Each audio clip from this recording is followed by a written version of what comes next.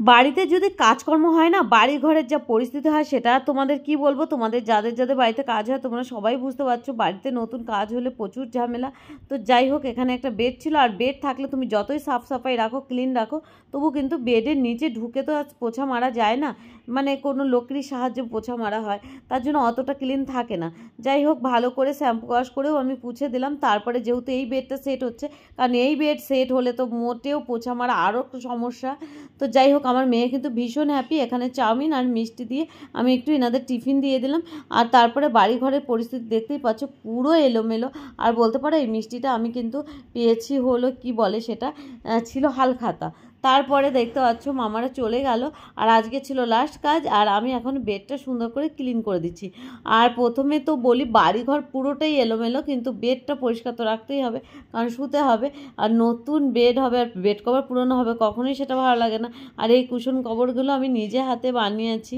আর ব্লগটাও কিন্তু পুরনোই ছিল, আমি একদম তোমাদের সাথে আজ শেয়ার করব কাল শেয়ার করব বলে করতেই পারিনি। আমার সাথে সব প্রতিনিয়ত এটাই ঘটে।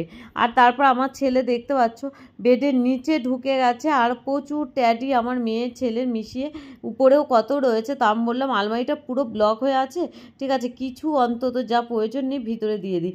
আর ওরা রাত্রেবেলা খাচ্ছে রুটি, আর রাত্রে না সরি পরের দিন সকালবেলা করেছিলাম ছোলা পরোটা, আর সেটাই খেতে দিয়েছি। আর এইদিকে আবার ভাতও রান্না করব তাড়াহুড়ো করে। তো যাই বলো, তিকোনা করে পরোটা ভাজছি, আর মাসিও কাজ করলো, তারপর মাসিকেও খেতে দিলাম। আর আমাদের বাড়ির সকালে টিফিনটা তো হয়ে গেলে মাসির সাথেই হয়, না হলে অনেক সময় চা মুড়িও খাওয়া হয়, আমাদের ঠিক নেই। কখনো কখনো ওরা যখন থাকে না, আমি আর মাসি আছি, যে টিফিন করা নেই, ঠিক আছে মাসি চলো চা মুড়ি খাই। তো যাই হোক, টিফিন করা হয়ে গেল, এখন একটু খাওয়া দাওয়া হবে।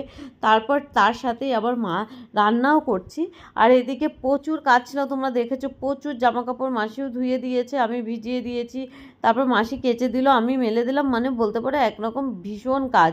তারপর করছি এখন কলা আলুর একটা তরকারি করছি, আর এদিকে ভাত করেছি। মানে আমার আর বেশি কিছু রান্না করতে ইচ্ছে করছে না, কিছুটা ভাজা করেছি, মানে ওরা কাঁচকলা ভাজা আর আলু ভাজা দুটো আমার মেয়ে ভালো খায়। আর এখানে ছোলা মশলা তো রয়েছে।